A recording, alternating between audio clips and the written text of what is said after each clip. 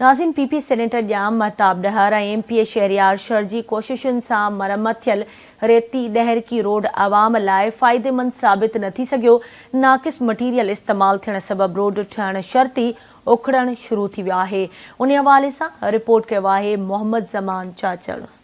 तक़रीबन 3 सालनि खां पोइ ॿिनि सियासी शख़्सियतनि सेनेटर जाम महताब ॾेर एमपीए शहरियार शहर जी गॾियल 10 किलोमीटर स्कीम रेती खां ॾेर की रोड जी रिपेयर जो कम बि रेती जी अवाम लाइ फ़ाइदेमंद साबित थी न सघियो। नाक़िस मटेरियल इस्तेमाल थियण सबबि रोड ठहंदे ई पटिजणु शुरू थी वियो, जंहिं सबबि रेती वासियुनि खे ॻणती में विझी छॾियो। शहरनि एहतजाज कंदे चयो था, इहो त सियासी माण्हू जेको आहे न हिकिड़ो त स्कीम ॾिनी अथऊं, उन स्कीम जी मालिकी करनि न। तव्हां त एहतजाज कयो था, कल जो इहो सोशल मीडिया ते ॿुधूं था, रोड जा ऑफिसर किथे आहिनि? उन ऑफिसर अख पटनि न। आहे त सिस्टम जाॾे काॾे ख़राबु, जंहिं कमु विकिणियो आहे उन बि 15% वठिता आहिनि, ऑफिसर बि कमीशन वठनि था।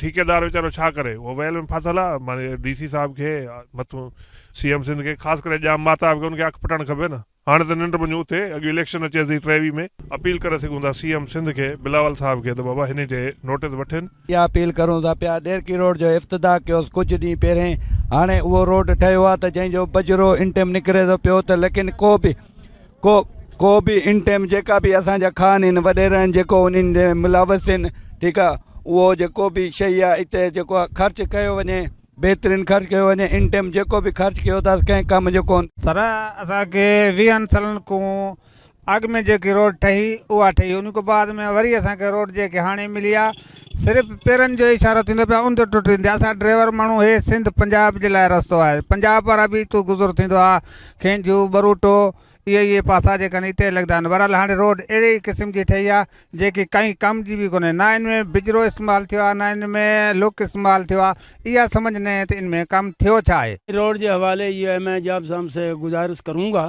कि आप यहाँ पर आए थे कि ये टोटा मैंने बनवाया है रेती का नरली तक, ये अभी आगे आगे से गाड़ियाँ चल रही हैं, पीछे से रोड उखड़ रहा है। आप आकर खुद देखें, आपकी बड़ी मेहरबानी होगी। को फिर फ़ायदा क्या है ऐसा रोड बनवाने का। याद रहे त इन रोड जो इफ्ताह पहिरें एमपीए शहरियार शहर कयो ऐं वरी बाद में सेनेटर जाम महताब ॾेर बि 4 किलोमीटर रोड जो इफ्ताह कयो, जंहिं वक़्तु शहर ग्रुप ऐं जाम ग्रुप जा कारकुन हिक ॿिए साम्हूं एहतजाज कंदे आमो साम्हूं नारेबाज़ी पिणु कई।